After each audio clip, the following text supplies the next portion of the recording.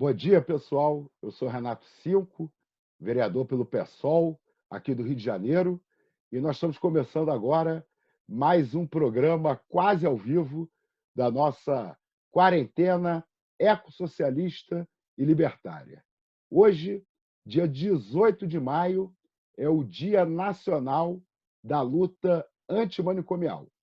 E para marcar a nossa participação nesse dia, nós vamos fazer um debate, né, agora sobre a luta antimanicomial.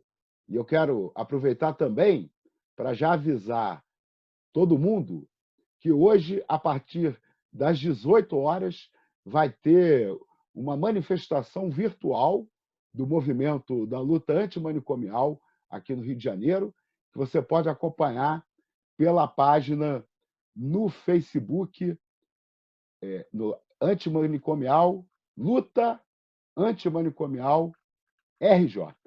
E para conversar com a gente hoje, nós estamos aqui com o Rodrigo Matei, que é colaborador da equipe do nosso mandato. Tudo bem, Rodrigo? Tudo bom, gente? Boa tarde, bom dia aí.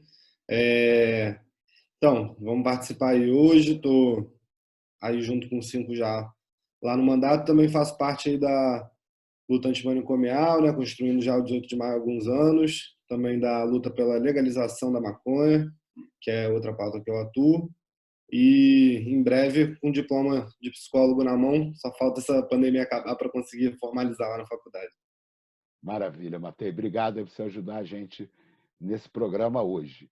Nós estamos também com a nossa companheira Karina Couto, que é psicóloga, e mestre em psicologia clínica e subjetividade, militante do Núcleo Rio Sem Manicômios e trabalhadora do Sistema Único de Saúde.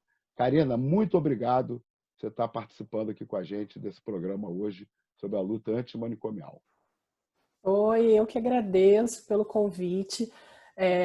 Acho que é isso, né? O que o Matei coloca, que a gente está aí há alguns anos, né, nessa luta, com essas parcerias, e é sempre bom esses espaços onde a gente pode se apresentar, onde a gente pode dialogar, onde a gente pode trocar ideia. Obrigada pelo convite.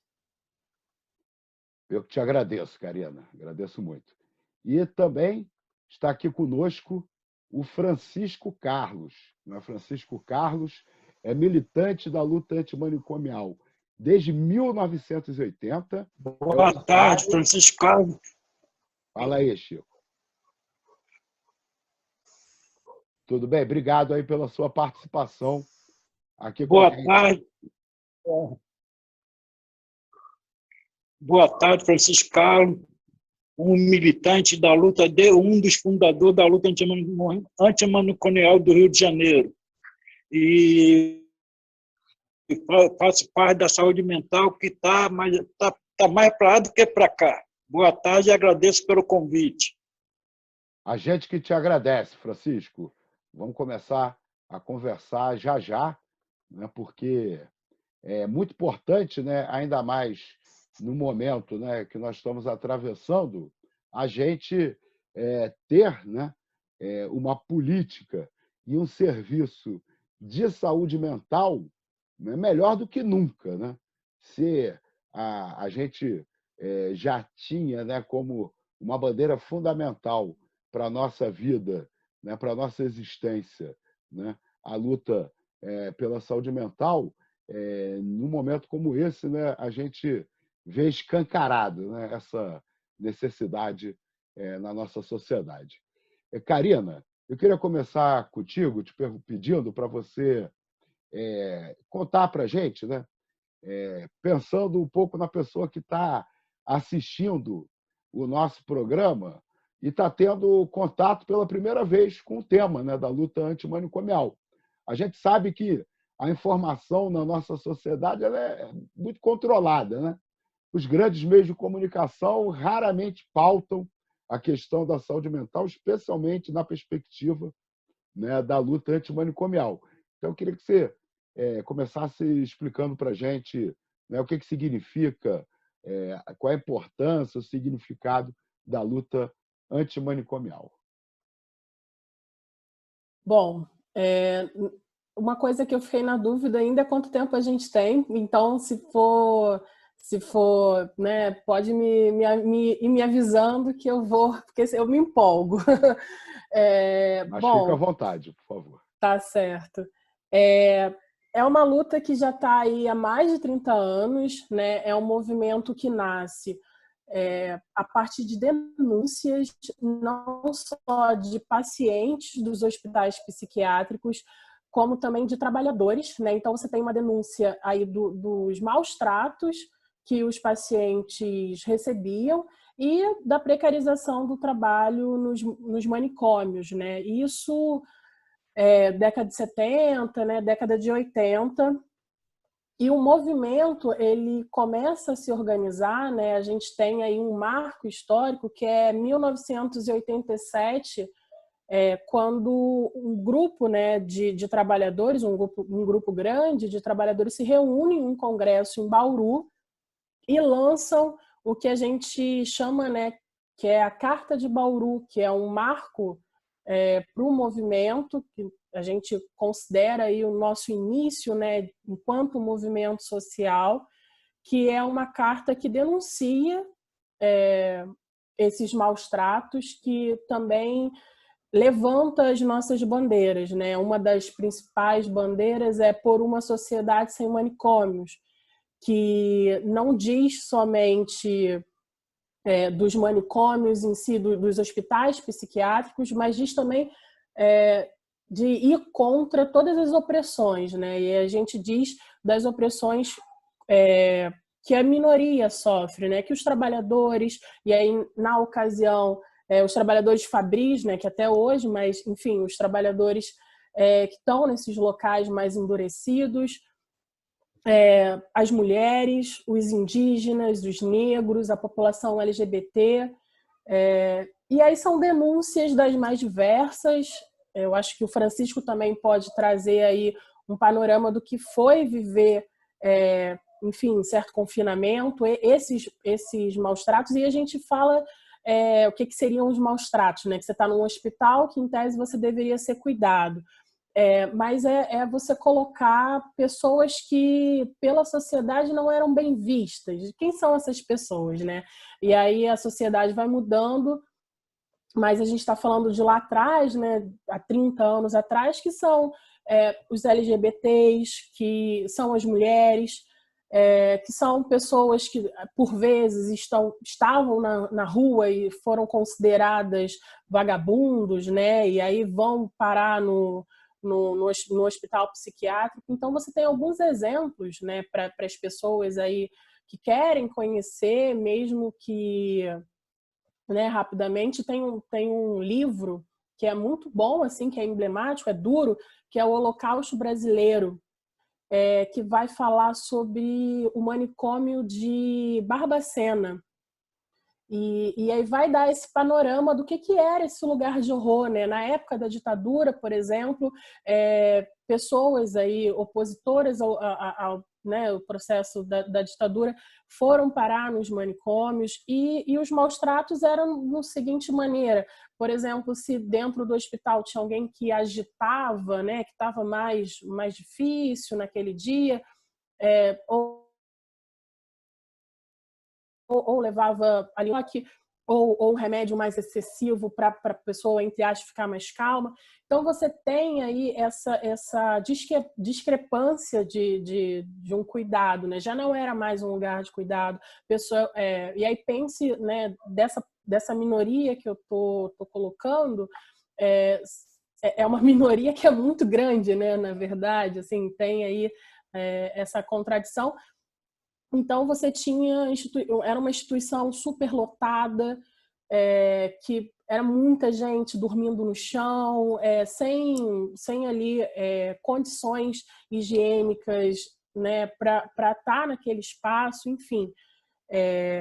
Então, foi a partir daí, foi a partir disso, né, que também os trabalhadores sendo desrespeitados ali no seu compromisso com o cuidado dessas pessoas, que vai que a gente vai levando essa luta e caminhando aí ao lado né, pensando a reforma psiquiátrica e também pensando a reforma sanitária.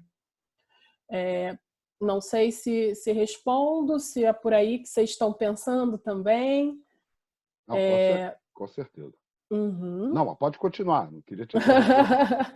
Não, o panorama histórico é esse, né, de que aí a gente é isso, tá, mas a gente vai acabar com o manicômio, mas o que a gente vai apresentar, né? Então, a reforma psiquiátrica, que a gente chama, né, que vai ter ganhos nesse sentido, nessa direção.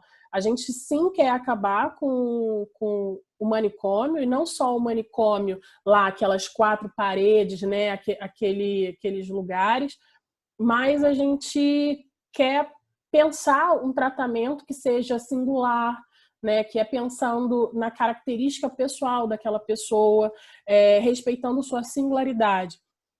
Então, a reforma psiquiátrica vai construir aí políticas, né, e desenha que a gente chama de rede, uma rede de atenção psicossocial, uma rede de cuidado. E essa rede é desenhada dialogando com a reforma sanitária também, né? E aí eu digo isso que seriam, por exemplo, as clínicas da família, que hoje também, né, foi pensado um núcleo, que a gente chama Núcleo de Apoio à Saúde da Família, que é uma equipe da clínica da família, que a gente chama de apoiador ou de matriciador. E com relação ao processo substitutivo, né, do cuidado, a gente tem os CAPs, que são os Centros de Atenção Psicossocial, que são em 3 níveis, o nível 1, nível 2 e nível 3. O nível 3, eu chamo, né, considero, não só eu, mas enfim, de que seria o nosso auge, né, porque ele vem com leitos para receber as pessoas em momento de crise, né? A gente chama de leitos de acolhimento. Então, quando uma pessoa está em crise, né, na cabeça, a gente vai para o manicômio. Quando a gente substitui o manicômio, a gente tira o manicômio, a gente coloca no lugar o CAPS. E aí, o que é o CAPS, né? O CAPS é um serviço territorial, que a gente chama. O que é um serviço territorial? É um serviço que está dentro do território da pessoa. Antes, né, você tinha um cuidado que não era pensado dessa maneira territorial. Então, eu posso morar num bairro e me cuidar em outro bairro, né, e não ter vínculo afetivo com esse local. Quando a gente pensa no cuidado territorial, a gente está pensando no cuidado também dentro de uma rede afetiva. No vizinho, na padaria que você frequenta, né? Então, esse é o cuidado e perto de casa, né? Algumas pessoas podem ir para o CAPS a pé, outras pegam só uma condução. Então, isso é garantir também uma acessibilidade ao cuidado, né? Você garantir um cuidado ali no entorno e um cuidado afetivo, mas, enfim, pensando essas relações também. Então, o CAPS 3 seria, não é, o máximo aí que a gente alcançou de substituição do manicômio. E também a gente tem outros dispositivos, que são os centros de convivência, a gente tem os ambulatórios também, e cada local vai lidar com sofrimento psíquico de uma maneira, né? O CAPS ele vai atender um sofrimento psíquico grave ou crônico, né? Enfim, e as chamadas loucuras. Não vou entrar aqui em diagnóstico, até porque não me cabe, mas cada local, né? O ambulatório é algo média complexidade, a clínica da família vai dar conta ali também de um corpo. Eu acho que é super importante isso, de pensar que a pessoa dita louca tem um corpo que precisa de cuidados, né? Que precisa de acolhimento também. E aí, quando eu digo um corpo, é pensar, né, essas diversas doenças que nos acometem, hipertensão, diabetes, ou algumas dores, dor na coluna, e que a clínica da família também faz esse acompanhamento, então, em diálogo, né? O importante e o bom de pensar em rede é que você pensa que você amplia o diálogo. Tem alguns pesquisadores, alguns estudiosos que vão falar que a autonomia é justamente quanto maior a sua rede de cuidado de apoio, né? Então, quanto mais vínculos você tem com o seu entorno, maior autonomia você tem. Então, pensando um pouco por aí. Não sei se eu respondo. Com certeza, Karina. Na verdade, a tua fala já me deu vontade de fazer um monte de comentário, mas eu vou ainda segurar minha onda, porque eu quero passar a palavra para o Francisco Carlos, né, que é muito importante a gente né, ouvir né, o usuário né, da rede psicossocial, inclusive, né, mais importante ainda, quando o camarada tem o perfil como o do Francisco Carlos, né, que viveu a experiência né, do sistema anterior e fez parte da luta né, pela transformação desse sistema, da luta pela reforma psiquiátrica. Francisco Carlos, conta para a gente né, sobre a sua vivência, a sua visão desse debate sobre a luta antimanicomial, por favor. Eu sou paciente da saúde mental desde 1979. De 1979, várias internações, muito sofrimento, tomei choque, e tinha insulina que era pior do que o choque. E, às vezes, para tomar um banho, eu juntava 11 pacientes, de enfermeira vinha com um balde cheio de sabão em pó na época, aí jogava o balde e depois pegava a vassoura e começava a escovar a gente. Dava um tipo assim em pé, o paciente ficava em pé, passava a vassoura. E várias internações nas outras clínicas, quando eu ia dormir de noite, eu via aquele bichinho me coçando, né? Era PCV. Foi horrível essa época. Essa época foi a pior época. Mas também teve um momento bom, né? Que eu mesmo internar, consegui trabalhar 4 anos na UERJ. Aí teve o projeto da pensão, que eu fiquei mais de 8 anos na pensão. Tinha 2 tipos de pensão, masculino e feminino. Só que lá a gente mesmo não tinha assistente, tinha a gente mesmo que fazia tudo. Nós fazia comida, lavava a nossa roupa, a gente mesmo que fazia tudo. Aí eles viram que esse projeto deu certo, aí começou a fazer CAPS. Por isso que tem o CAPS agora, que eles viram que a gente morava e era tranquilo. E toda sexta tinha reunião com o médico ia lá, deixava a medicação, a gente mesmo que tomava a nossa medicação, não tinha enfermeiro, não tinha nada. E eu, várias vezes, eu viajei para fora, para Bahia, São Paulo, mesmo no início da Silveira.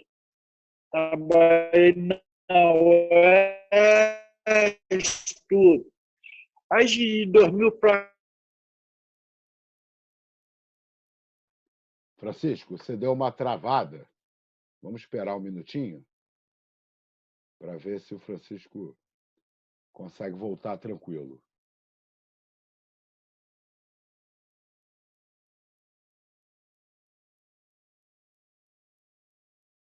Ele deve ter caído. Acho que eu vou dar uma pausa aqui na gravação. Bom, pessoal, deu um probleminha de conexão com o Francisco, mas ele já está de volta. Francisco, estamos de volta. Continua a contar aí a sua história para a gente. Pode falar a sua história. Deu problema no meu? Deu, então vai ser rápido. Pode? Pode, manda ver. Alô? Pode? Pode? Pode sim. Eu sou usuário da saúde mental desde 1979. De 1979 foi um sofrimento, tive várias internações. Eu fui para uma clínica, quando eu dormi de noite, eu tive uma coceira, quando eu levantei para me coçar, percebi. E tomei insulina, tomei choque. Insulina é pior do que o choque. Saiu de novo, tá ruim, tá bravo. Tá funcionando, pode falar. Espera aí. Tá bravo? Ah, mas não tô bem. Eu sei que foi horrível. Aí, quando eu ia tomar banho no nível, a enfermeira juntava uns 10 pacientes assim, aí pegava um balde, botava tipo um sabão em pó, aí dava aquele jato em cima da gente, vinha com a vassoura e escovava a gente de vassoura, naquela época, no Muniz da Silveira. Mas de lá para cá teve muito projeto bom. Teve a moradia, né? Na pensão, tinha pensão masculina e feminina. Aí ficamos uns 8 anos na pensão. De lá eu viajava, passeava, fui em Minas, Bahia, vários congressos, que eu fui para ter esse negócio do escape. E aí, na pensão, aí que teve, através da pensão, que inventaram o escape, né? O escape, onde que o pessoal é atendido agora, foi através da pensão que teve esse projeto. Aí de lá eu fiquei até no início da Silveira, 2004. 2005 fui para o CAP Linda Batista. Aí no começo só tinha uma funcionária. Aí eu ficava lá com a funcionária o dia todo, até formar a equipe. Aí quando não tinha equipe, os pacientes chegavam em crise, eu ensinava a fazer artesanato, dava aula de português, matemática, para ele poder controlar a crise. Aí tinha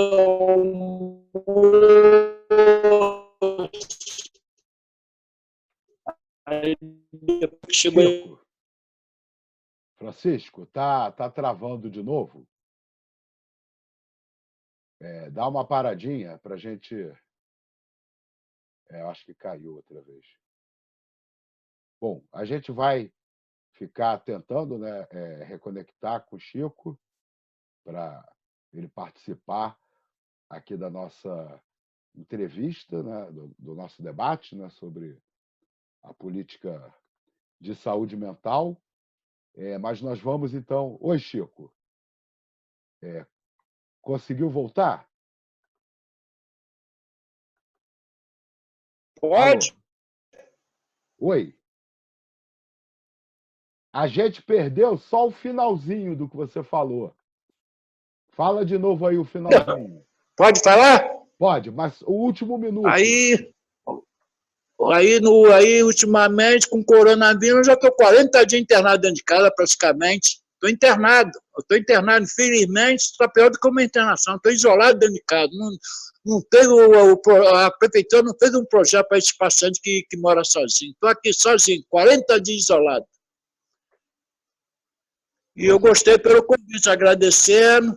Obrigado pelo convite. É assim, como é que está a saúde ultimamente. Eu não sei se os outros pacientes estão bem, não sei se está atendido, eu praticamente fiquei sem atendimento. 40 dias sem ir no CAPS. Só isso que eu tenho que falar. Se quiser mais, depois eu falo. Obrigado, Francisco. Daqui a pouco a gente vai pedir para você contribuir de novo aqui com o nosso debate. Já já a gente te chama. Antes de eu passar a palavra para o Matei participar aqui com a gente do debate, eu só queria comentar uma questão que a Karina, ela, quando estava falando, ela já me fez lembrar, né, do livro que ela citou, O Holocausto Brasileiro. Né? Eu também eu li esse livro, né? Eu não sou da área, né, da saúde, eu sou sociólogo, nunca tive muito contato, né, com essa realidade.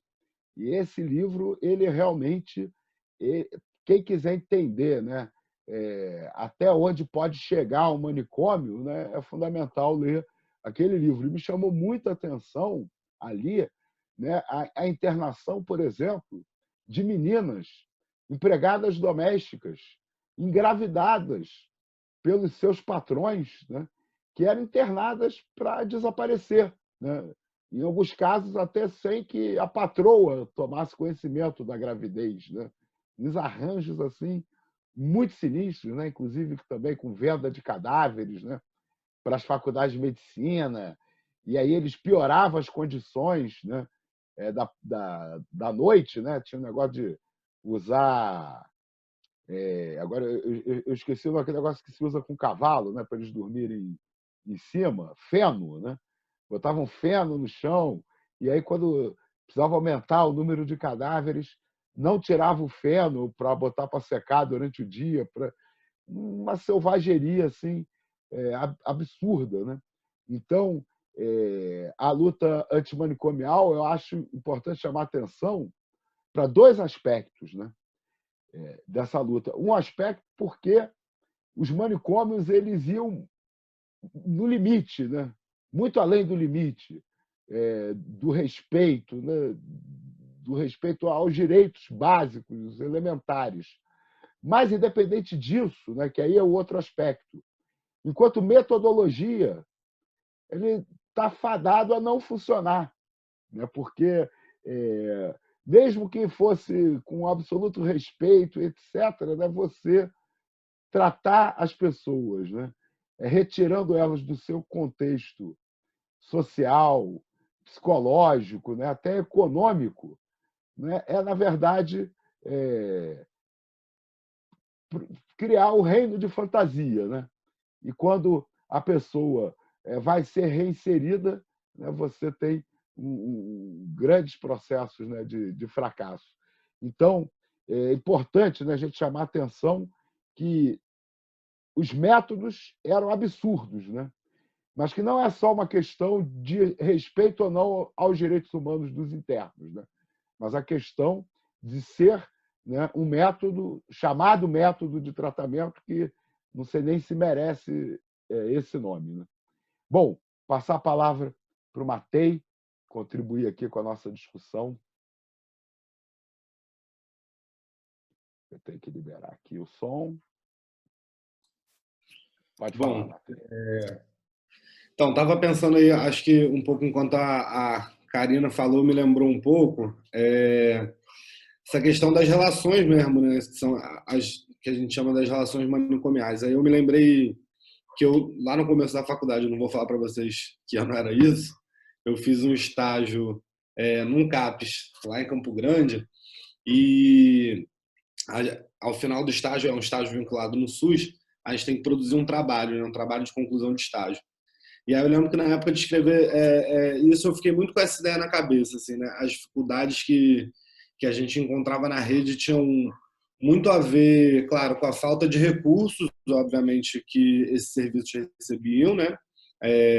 Esse em específico que eu estava, mas a rede como um todo, que eu já tinha oportunidade de acompanhar através da luta, né, do movimento social, eu já tinha um panorama um pouco maior de como estava a situação, mas de como era difícil mesmo essa articulação para fora do CAPES, né? Porque dentro do CAPES a gente, com os profissionais ali qualificados, a gente até conseguia manter uma certa qualidade no cuidado. Mas quando essas pessoas saem do CAPES, quando elas voltam quando elas estão circulando na rua, a dificuldade que é lidar com isso. Então, assim, falta de acesso ao mercado de trabalho, relações complicadíssimas com milícias e traficantes, enfim, com o poder local ali daquele bairro. Até a própria dificuldade assim, da galera acolher no mercado que seja, entendeu? A pessoa derrubar, eu lembro de uma situação assim, a gente estava com um problema que o usuário um segurança do mercadinho local tinha começado a discutir com o usuário, porque ele derrubou umas coisas da prateleira, assim, né? E aí já falaram que ele estava alterado, mas assim, a gente sabe que os remédios, né, muitas vezes causam isso, né? Um dos efeitos colaterais de remédios é a relação com a coordenação motora, então pode ter sido ali apenas um acidente, a situação começou a deixar a pessoa nervosa e realmente ela começou a ficar agitada, mas assim, enfim, como depois que a pessoa recebe esse estigma aí, né, de louco, da loucura, como a partir daí tudo gira em torno disso, né? Parece que a pessoa é deixada para trás, né? Você esquece todos os outros aspectos e só o que aparece é o louco, assim. Que me lembra muito a questão dos usuários de drogas, que é muito isso também, assim, né? Quando a pessoa é taxada como dependente, como se fala aí, né, majoritariamente entre a população, depois que é taxado como dependente, parece que você só vê ele como usuário de droga, não como tudo mais que aquela pessoa além de uma pessoa que faz uso de drogas e a questão da loucura vai muito nisso, assim, né? E acho que isso me traz muito para pensar também como isso tudo faz parte dessa necessidade de produção dessa sociedade capitalista que a gente vive. como o fato dessas, né, que a gente estava comentando aí do Holocausto, por exemplo, o fato dessas pessoas serem retiradas, é porque elas ameaçam a ordem, né? Elas ameaçam o status quo, de alguma forma. Então, quando uma pessoa não serve à produção, os ditos indesejáveis, né, trazendo até um pouco do Foucault aí mesmo, como essas pessoas são retiradas, né, da sociedade de alguma forma, e aí um dos locais onde se convencionou que a gente poderia retirar essas pessoas da sociedade foram os manicômios. E as pessoas foram sendo, como a gente chama, manicomializadas, né? E como mesmo depois da reforma, e com o fechamento ainda não completo, mas o fechamento das instituições manicomiais, a gente continua reproduzindo essas coisas na sociedade diariamente. Então, acho que foram um pouco das reflexões que me vieram aí, se alguém quiser dar uma comentada. Mas não vou me alongar muito não também. Tá, vou pedir para a Karina e para o Chico comentarem, né? Eu só queria colocar só 2 exemplos no que o Matei acabou de falar, né? Que são 2 personagens importantes da história brasileira que foram internados em instituições, né?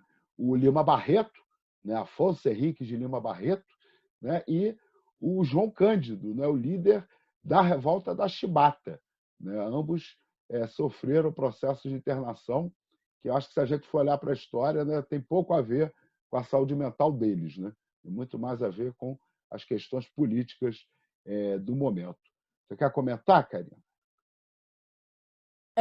Eu acho que você trouxe um ponto importante, Cinco, que eu queria poder pensar, e eu acho que o Matei também dialogou com esse ponto, que é o ponto de que o manicômio, você fala, o manicômio está fadado ao fracasso, né? E aí eu queria poder pensar junto que, na verdade, o manicômio é um projeto muito bem sucedido, né? Porque ele atende ao projeto capitalista, né? Você tem um local, e aí para a gente poder pensar junto, assim, né? Você tem um local que simplesmente mortifica corpos indesejáveis da sociedade, né? Foi o que o Matei colocou também com relação às pessoas que fazem um uso e que, por vezes, esse uso se torna prejudicial, né? O uso de alguma substância. E aí, seguindo na sugestão, pensando que a gente também está dialogando com pessoas que querem se aproximar desse debate, que um exemplo é O Bicho de Sete Cabeças, né? Que é um filme que foi uma pessoa que, assim, que não necessariamente precisava daquele tratamento, né? E aí eu acho que é isso, assim, o manicômio, ele... O que o manicômio trata, senão o que a sociedade não quer, né? Então ele acaba não tratando, porque pensando assim, tentando pensar, construir uma linha de pensamento. Por que eu vou tratar alguém que é indesejável na sociedade, né? Por que eu vou me ocupar e cuidar de alguém que é desvairado, digamos assim, né? E o que a luta vem trazer justamente o contrário. Não, peraí, né? Eu acho que é isso que o Matei colocou. A gente aposta nos sujeitos dentro da sua singularidade. Uma pessoa que tem um sofrimento psíquico, ela não só tem um sofrimento psíquico, né? Ela tem outras coisas, ela tem outros pontos aí, né? Que você não é uma única coisa, né? A gente uma série de coisas, a gente pode ser muita coisa, né? Uma mulher pode ser várias coisas, um homem pode ser várias coisas. E enquanto sociedade, a gente vê, inclusive, que isso não se limita, né? Que ser mulher não ter o sexo biológico, ou ser o homem não é ter esse sexo biológico. A gente tem que encarar isso, né? A gente tem que encarar esse debate de maneira séria, porque é um debate que, assim, o que a gente propõe, quando a gente fala por uma sociedade sem manicômios, a gente está propondo um outro tipo de sociedade, uma sociedade que respeite a diferença, e não só respeite a diferença, assim, eu respeito a diferença, mas quero ela longe. Não, a gente quer uma inclusão dessa diferença, né? A gente A gente quer uma sociedade equânime, né? Isso significa que a gente quer uma sociedade que, dentro da particularidade de cada um, ela possa ali incluir as pessoas. E é isso que o Matei também trouxe, né? Quem garante que uma pessoa que tem um sofrimento psíquico e que faz um tratamento não pode trabalhar? Né? Quem disse que é assim que funciona? Né? Então, o que a luta também traz, né, são questionamentos a partir de um lugar de estranhar mesmo, assim. E o que a gente quer é um outro tipo de sociedade. E a gente acredita nisso, né? Eu acho que quando a gente vê algumas frentes funcionando, isso que dá gás para a gente também. Opa, peraí, isso dá certo. Né? Se a gente, e eu, enquanto trabalhadora, por exemplo, eu trabalhei num CAPS 3, que que tem leitos de acolhimento e que está no território, né? Acho que é o que o Matei falou, a gente também tem que pensar que a rede, né? A rede a gente chama todo o Rio de Janeiro, vamos pensar assim, né? Todo o município. E o município, ele é dividido no que nomeou-se área programática. Então, cada região é uma área programática. Então, você tem a 2.1, a 1.0, 2.2, 3.1, 3.3. Você tem esse mapa, que é um mapa dividido, onde os serviços vão estar ali e cada AP, né, cada área programática, ela tem ali uma coordenação e uma gestão desses serviços que compõem essa área. E eu trabalhei no CAPS 3, né, no primeiro CAPS 3 do Rio de Janeiro, e foi uma experiência assim, muito boa de você ver que funciona, sabe? Que você vê que é possível você oferecer, de fato, um tratamento pensando na singularidade daquele sujeito.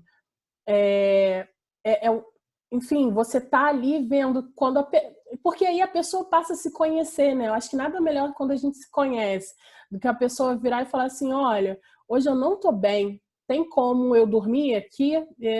Hoje eu não quero dormir na minha casa. E você fala, olha, tem sim. Existe essa possibilidade, ou de você pensar nessas questões de trabalho, olha, meu trabalho está me adoecendo, não está sendo legal, e da gente poder trabalhar essas questões, né?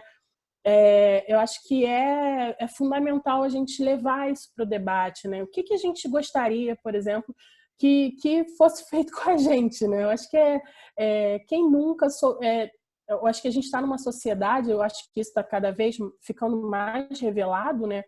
Que a gente está numa sociedade que adoece os corpos a todo momento, né? Tem aí esse jargão de que a depressão é o mal do século, porque é isso, a gente vai sofrer por diversas coisas, né? E a gente está vendo isso. Francisco trouxe aí a questão do isolamento social, que é muito sério, muito grave. Olha a gente em casa há 60 dias já, né? Isso se prolongando, porque as autoridades, e isso também é um problema que eu queria colocar aqui, das autoridades não acreditando na ciência, né? E o que a gente está conversando aqui não são... são coisas muito sérias de experiência, e que às vezes a gente acha que psicologia, que ciência é essa, né? É a psiquiatria, cuida da cabeça, não é ciência. Pelo contrário, né? A gente está falando de algo que a gente sempre pensa, que tem artigos, que tem pesquisas, né? Quando você diz que eu sou mestre, né? Eu sou mestre porque eu pesquisei o CAPS, né? Eu pesquisei o que é a clínica, né, do CAPS. Então, acho que é importante a gente levar esse debate muito a sério, né? Enfim, querendo também dar umas cutucadas aí nessa questão do que as pessoas acham que não é ciência e tudo mais. Sim. Não, fantástico, assim, são vários aspectos muito importantes, né, que você levanta. E aí eu queria chamar a atenção sobre essa questão que você falou mesmo do funcionar ou não, né, que eu disse que o manicômio é um fracasso, né? Uhum. E você tem toda a razão. Na verdade, tem outras políticas na sociedade que a gente olha, né, e elas parecem um fracasso porque os objetivos reais não são os declarados, né? como a política de drogas, né, que é um dos temas que eu trabalho, né? Se você olhar do ponto de vista, né, do que a política de drogas diz, né, a que veio, né, o discurso estamos aqui para proteger a saúde das pessoas. Então, a política de drogas é um fracasso total, né? Agora, quando a gente estuda, pesquisa e percebe que, na verdade, a política de drogas ela tem como objetivo, no Brasil e em outros países do mundo, fundamental, né, legitimar um processo permanente de criminalização da pobreza, né, de desorganização dos trabalhadores e das trabalhadoras, né, em vários aspectos, inclusive político, aí a gente vê que é um verdadeiro sucesso, né? Então, o manicômio, da mesma maneira, né, como é um espaço de descarte, né, dos indesejáveis, ele foi um grande sucesso e, por isso, né, é tão difícil até combater. Agora, você levantou uma questão também que eu queria aproveitar para chamar o Chico Carlos para a conversa de novo. Francisco, a Karina falou Oi. também do desafio, né, de se enfrentar o preconceito da sociedade, né? A questão da manicomialização, ela não se apresenta só na internação, né, mas na maneira, né, em que a sociedade trata, né, as pessoas que são usuárias, né, do sistema de saúde mental. Como é que você reflete, Francisco, sobre essa questão do preconceito da sociedade? Eu sei que eu me sinto uma pessoa normal. Infelizmente, ele não aceita. Infelizmente, eu sou uma pessoa normal. Eu vou para onde que eu quero, vou para Maracanã, saio, passeio, a vida normal. Tomo minha cerveja, tenho uma vida normal. Mas, infelizmente, os governantes não pensam assim, aí fica difícil, né? Vou voltar logo no começo. A minha primeira internação, quando eu entrei no Nísio da Silveira, eu já entrei como um bandido. Sabe como é que era? Foi a minha primeira internação. Eu raspei a cabeça, tirei foto, botei aquele paletó e me tiraram minha digital de 10 dedos da mão, lá, carimbei. Eu, naquela época, já fui condenado. Até para me aposentar, eu fiz uma perícia só. E agora eu vou falar um pouco do CAP. O CAP é um projeto bom, só que está mal. Os governantes não estão sabendo lidar com o CAP, entendeu? O CAP é um projeto bom, eu gosto, entendeu? Do CAP. O CAP dá para tu trabalhar com a mente da pessoa, tranquilo. Só que, infelizmente, em 2017 acabaram com nossos projetos que tinha nos CAP. Não, não são antifuncionários, isso são os governantes, né? Que faz 4 anos, o prefeito, não vou nem dizer o nome do prefeito, 4 anos, a gente só tem almoço uma vez por semana, e quem vai para. Eu posso falar, pode se eu for contratar uma firma, já contrato com a firma, infelizmente, com esse governo. E a gente é da área carente, do Acari, Chapadão, Pedreira, Palmeirinha, vai a área carente, um carro para atender milhares de pessoas. Aí fica difícil.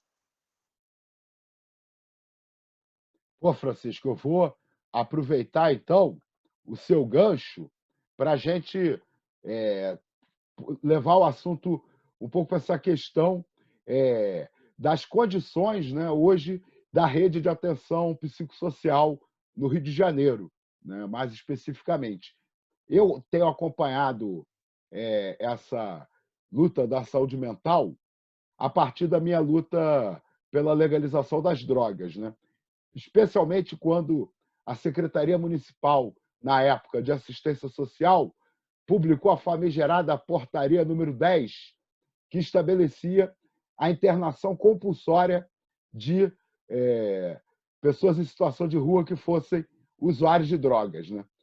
A partir daquele momento, foi muito rápido, né, inclusive, entender, né, e incorporar no nosso discurso, na nossa militância, né, o quanto há uma interseção entre a política de drogas e a política de saúde mental. Até porque, o que me parece, né, que é o panorama de fundo? A internação era uma indústria, é uma indústria. A internação gera lucros, né? Há interesses financeiros por trás daquele modelo. Então, quando a reforma psiquiátrica vem e propõe o fim dos manicômios, e é aprovada a lei da reforma psiquiátrica em 2001, há um lobby permanente da indústria da internação para que a reforma psiquiátrica não seja levada às últimas consequências, para que a rede não seja estabelecida como ela tem que se estabelecer. E agora, já passaram 19 anos da lei da reforma, fica um cinismo danado, né, com a galera, essa turma aí da internação, dizendo, olha, não deu certo, né? Como se as coisas tivessem sido feitas como deveriam ter sido feitas, né?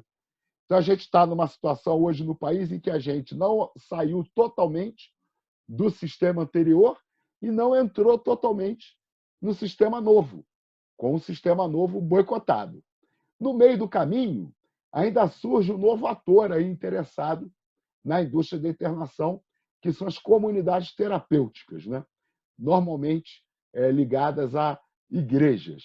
E, então, a velha indústria da internação e a nova indústria da internação, além de boicotar sistematicamente a reforma psiquiátrica, me parece que veem os usuários de drogas como uma espécie de substituto para esse mercado, né? Se eu não posso mais internar o louco, vamos dizer assim, eu vou internar o usuário de drogas, né? Então, é uma frente, uma luta que tem várias frentes, né? A frente contra os retrocessos, tanto, né, para os usuários da saúde mental de uma maneira geral, como para os usuários de drogas de uma maneira particular, né? E uma outra frente para que a gente continue avançando, né? Para que a gente aumente o número de CAPs, né, nas cidades, aumente o número, né, de residências terapêuticas e as outras ferramentas da RAPS, né? Então, eu queria passar a bola para a Karina de novo, para a Karina comentar, né, sobre essa situação concreta, né, da implantação da reforma psiquiátrica e dos últimos meses, né, dos últimos anos, aqui no Rio de Janeiro, a gente sabe que teve toda a crise das organizações sociais, né, que impacta muito na saúde mental do município. Queria que a gente caminhasse para esse ponto.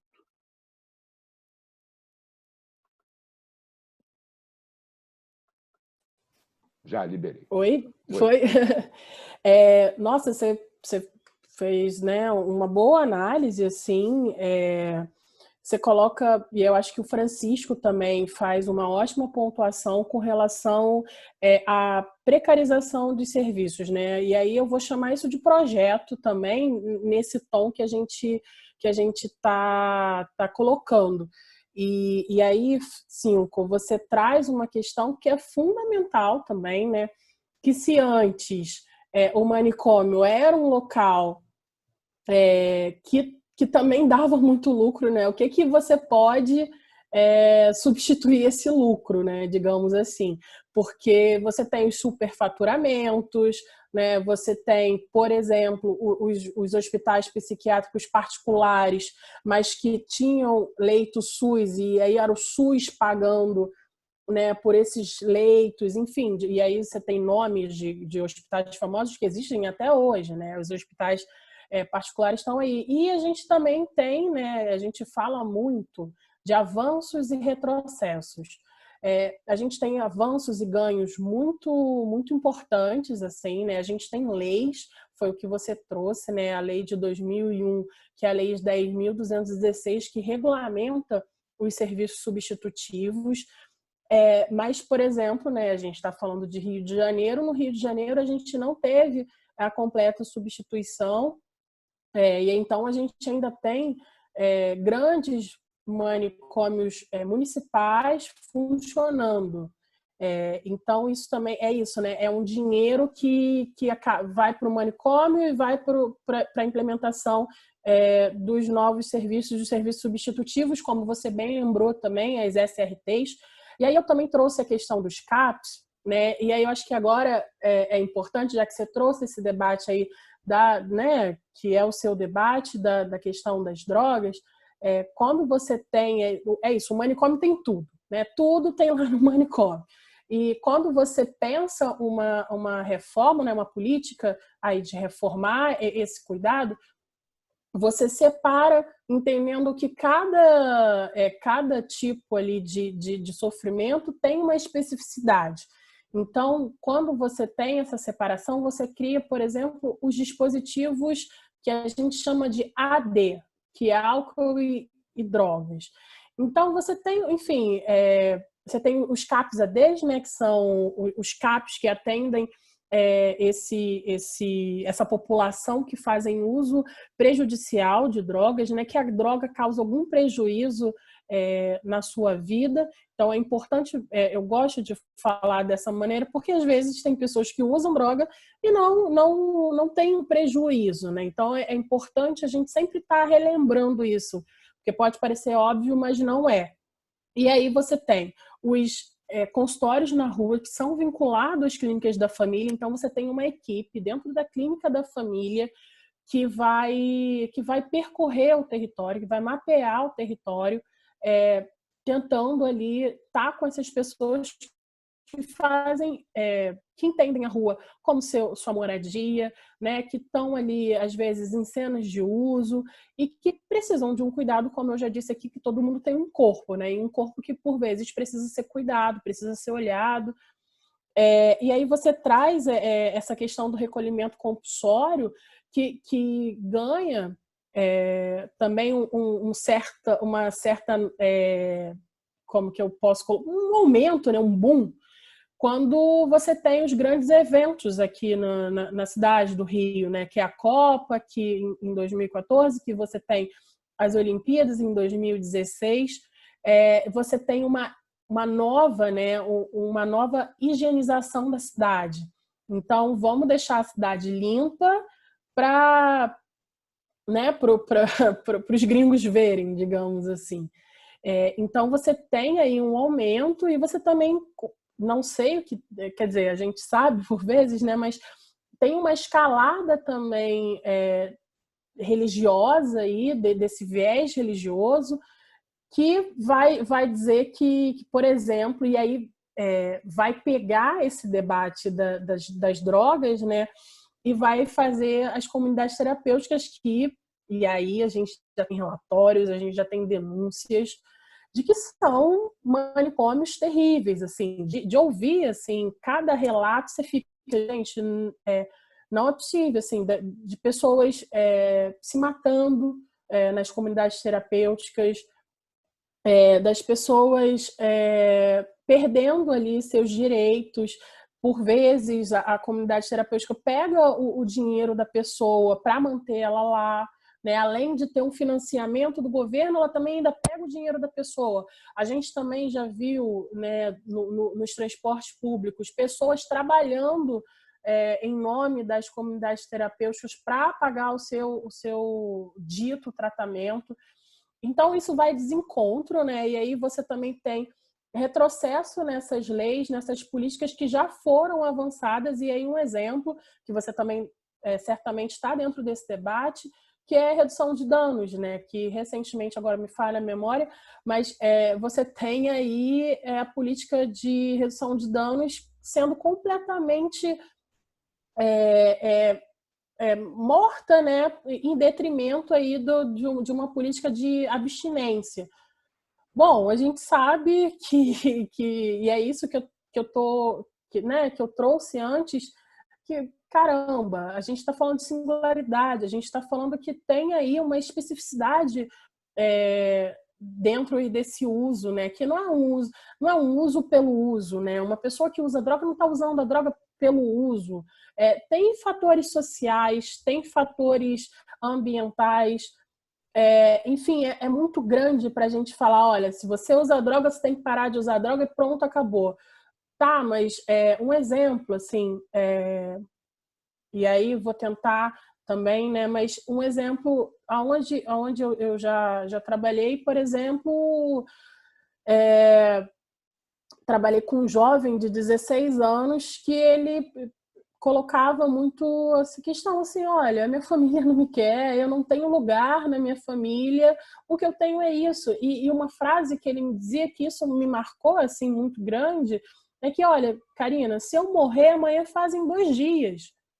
Então, caramba, olha só, a gente está falando de vínculo, a gente está falando de outra coisa que a droga entra de uma maneira assim para tamponar um sofrimento que é muito grande. Imagina você não ter lugar, você não ter lugar na sociedade, é muito duro, né? Ou por vezes uma operação numa comunidade, isso já ouvi também já de uma pessoa que eu cuidava, ele falou, olha, policiais entraram na minha casa e vou falar para a senhora, eu pensei em vir para o CAPS, mas antes eu passei no bar e tive que tomar uma cachaça porque não estava dando, assim, né?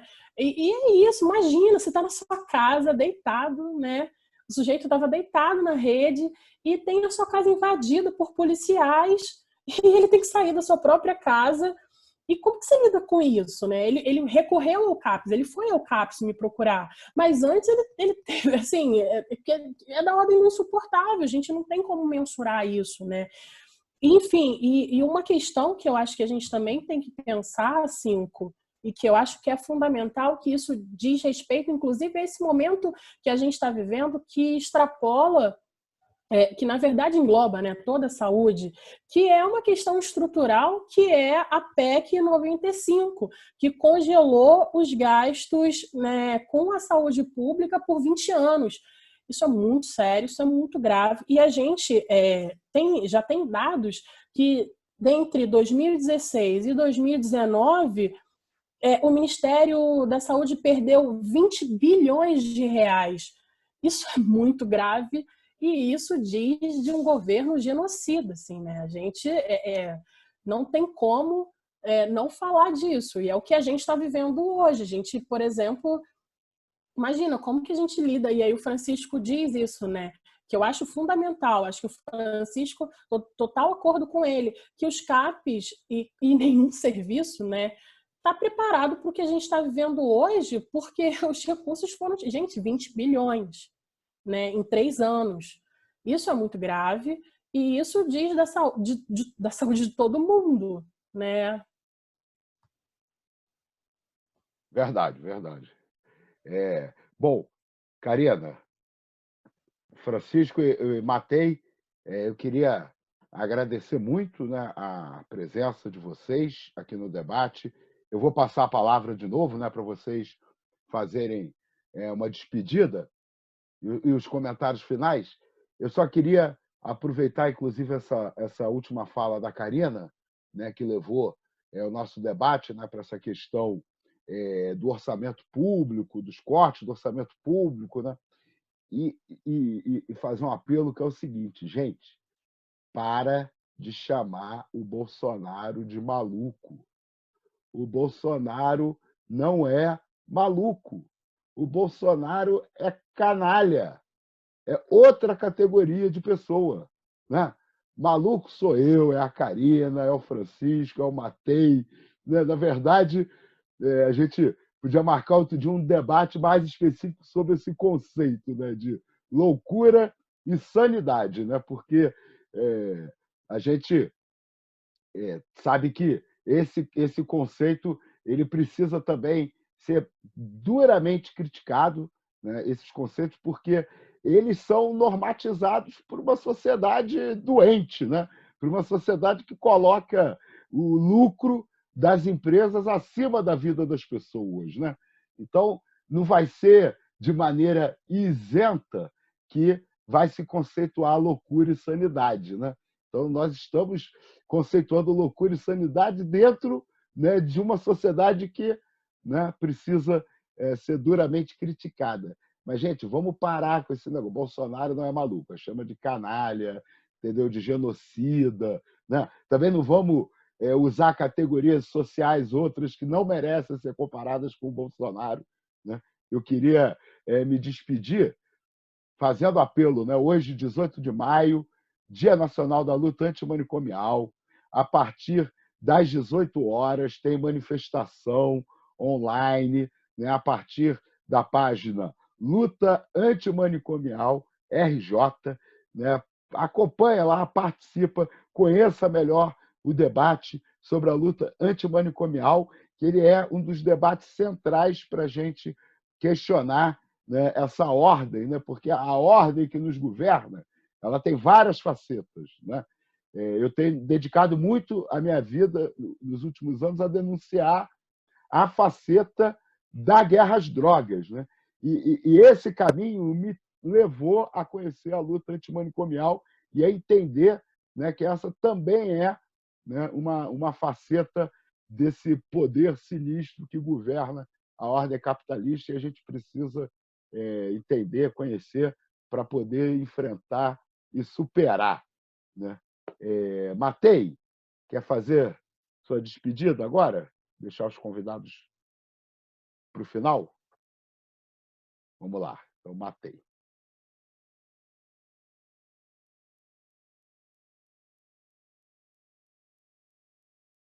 Bom, acho que, para ser bem rapidinho também, para a gente, se ficar muito longo também, a galera acaba não acompanhando os debates aqui, só dizer que acho que tudo isso que foi exposto aí, nesse debate, acho que coloca para a gente um pouco a dificuldade que a gente tem, né, ainda, hoje, quase 20 anos depois de ter aprovado uma lei que tratava sobre o assunto de uma forma mais humanizada no Brasil, a dificuldade que a gente tem ainda de colocar essa política na prática, assim, né? E de como é uma questão, obviamente, de políticas do governo que sejam mais incisivas nesse sentido e pensando por esse lado, na atual conjuntura, a gente está num cenário muito ruim, né? Com a prefeitura com Crivella, o governo do estado com Witzel e Bolsonaro na presidência. Então, assim, acho que isso tudo dificulta muito, mas que também faz parte dessas relações e dessas políticas que a gente perpetua no nosso dia a dia. Então, a gente tem que ficar de olho nisso. E aí eu acho que, só para concluir, puxar essa palavra de ordem aí, que é do movimento já há algum tempo, que é: saúde não se vende, loucura não se prende, quem está doente é o sistema social. Valeu. Obrigado, Matei. Karina, quero te agradecer muito, mais uma vez, né, passar a palavra para a sua despedida aqui do nosso debate de hoje. Bom, novamente eu que agradeço. Esse espaço, esse debate é fundamental. E como você colocou, né, esse ano a gente, por motivos óbvios, não vamos estar nas ruas. Eu acho que você sempre é uma figurinha lá carimbada no nosso ato, né, 5. Mas esse ano, infelizmente, não estaremos nas ruas. Sempre é um ato muito bonito, muito emocionante. Eu já venho aí há um longo tempo construindo esse ato aí junto com o Matei, junto com o Francisco. A gente rala a beça, mas é muito bonito, é muito gostoso. E esse ano, acho que não está sendo diferente, né? Eu também estou à frente da organização. E esse ano a gente pensou nessa semana antimanicomial online, fechando no dia 18 de maio, com uma live às 18 horas, que vai ser na nossa página aí do Facebook, Luta Antimanicomial RJ, como o 5 colocou. E, gente, quem puder também, a gente, desde a última segunda-feira, a gente postou vídeos, a gente postou fotos de antigos 18, acho que a página do 5 também partilhou, e é assim, incrível como, mesmo nesse momento difícil, a gente é potente, né? Os serviços se organizando para mandar vídeo, né? Os usuários se organizando para mandar depoimento. A gente sabe também que não é fácil, né, esse acesso aí da internet para todo mundo. O Francisco lembrou disso, né, que os bairros mais populosos são os bairros mais periféricos, com dificuldades mesmo. Então, a gente tem que lembrar. E também, eu queria aproveitar esse momento final para denunciar, né? Para denunciar as mortes, para denunciar aí o desrespeito, mais uma vez, dessa prefeitura com os trabalhadores.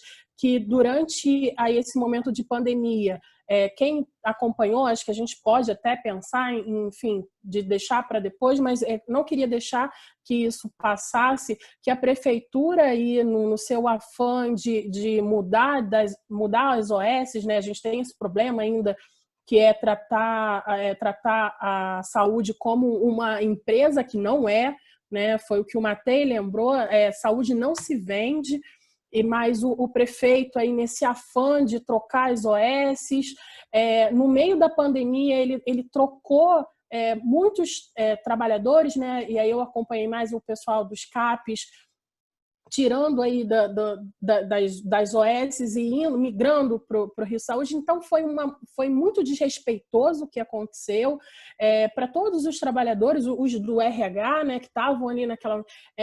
eu acompanhei de perto um tumulto, enfim, isso tem que ser denunciado também. Outra coisa que a gente precisa denunciar é que ainda existem manicômios funcionando e como se faz isolamento social dentro do manicômio, né? Como se isola um paciente que dentro do manicômio pegou aí o Covid-19. Para quem não sabe, o manicômio não é feito de quartinhos, né? São alas. E é uma cama do lado da outra. Então, você não tem como, né? E a gente está falando de uma doença que é de alto contágio.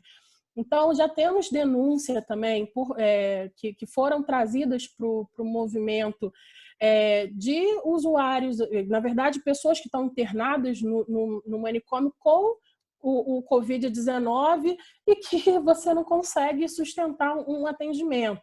Outra denúncia importante que eu queria fazer para fechar, que você também colocou, né, dos serviços residenciais terapêuticos, que por mais que sejam casas, são serviços vinculados à prefeitura e que estão aí sem receber os equipamentos de proteção básica. Isso é muito sério, né? É muito sério também você ter CAPs que ainda não está provendo esses EPIs. Né? Então, eu queria chamar a atenção também para os serviços residenciais terapêuticos. Aí, falando rapidamente, são serviços que são casas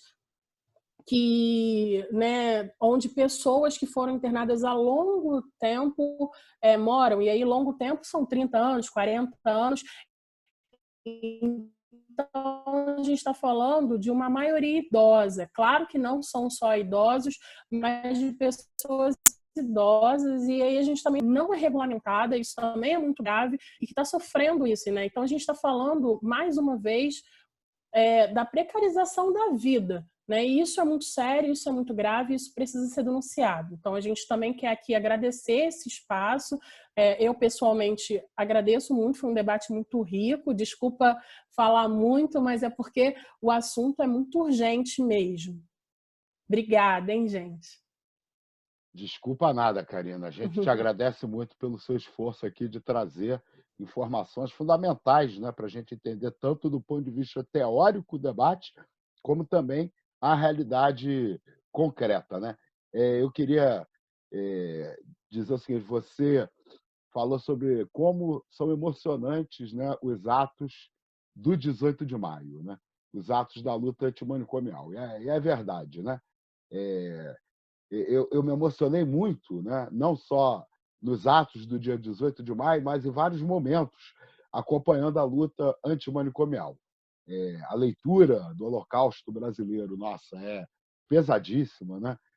É um exercício, assim, ler aquele livro é importante que a gente leia, né? Ele é muito emocionante, é muito triste, né? Eu tive encontros com companheiros meus de movimento estudantil que viraram usuários do sistema e eu fui reencontrar na luta antimanicomial. Foi uma alegria muito grande encontrar o Demétrios. Depois de anos sem encontrar o Demétrios, reencontrei com o Demétrios. Agora eu quero falar uma coisa para vocês. Para mim, nada é tão emocionante como ver a saída do Loucura Suburbana. Né? O Loucura Suburbana se concentrar dentro do Nísio da Silveira e sair para o Carnaval, né? É um simbolismo, né? E eu fico imaginando pessoas ali que viveram isso na vida real, né? Que tiveram internados, que foram profissionais naquela condição que saíram, né? E aí, hoje a gente vai poder terminar o nosso programa aqui ouvindo, né, uma das pessoas que viveu concretamente, né, a saída do Nísio da Silveira, né? Terminar o nosso programa de hoje com Chico Carlos. Francisco, obrigado pela sua participação. Fica à vontade aí para fazer a sua despedida. Um momento difícil que eu acho também é o salário, que quando eu saí do Nísio da Silveira, é 2 tipos de moradia. Eu moro praticamente sozinho e tenho moradia terapêutica. Só que em 2017, para receber, eu fui um dos primeiros a reclamar de pagamento atrasado. Todo final do ano, leva 4 meses para me receber a Bolsa Rio, que eu tenho direito de Bolsa Rio. Aí, no 2017, quando eu comecei a reclamar, nenhum funcionário acreditou. Eu acho que eu fui o primeiro do Rio de Janeiro a reclamar. Todo mês atrás, com 2 prefeitos, sempre quinto dia último, eu recebi o pagamento para pagar o aluguel certinho. Com esse prefeito agora, ultimamente, só recebo lá para o dia 25. Qual o dono da casa que vai querer receber o pagamento da Bolsa Rio dia 25? Isso não existe. Todo ano eu tenho que procurar uma casa nova para me alugar e pagar o aluguel certinho, que atraso. E também queria agradecer a vocês pelo convite. Muito obrigado pelo convite. E tranca nunca mais. É isso. Obrigado, Chico. Muito obrigado pela sua participação aqui hoje. Estou botando aqui o nosso programa em modo galeria, né, para todo mundo poder se despedir. Deixa eu abrir o microfone. Né? Karina, Francisco, Matei, muito obrigado. Né? Hoje, daqui a pouco, a gente se encontra de novo, né, às 18 horas, na página Luta Antimanicomial RJ, né, na manifestação virtual do Dia da Luta Antimanicomial. Como é que é a palavra de ordem, Matei? Saúde. Não se vende, loucura não se prende, quem está doente é o sistema social. Por uma sociedade sem manicômios. Manicômios nunca mais. Obrigado, pessoal. Valeu. Obrigada.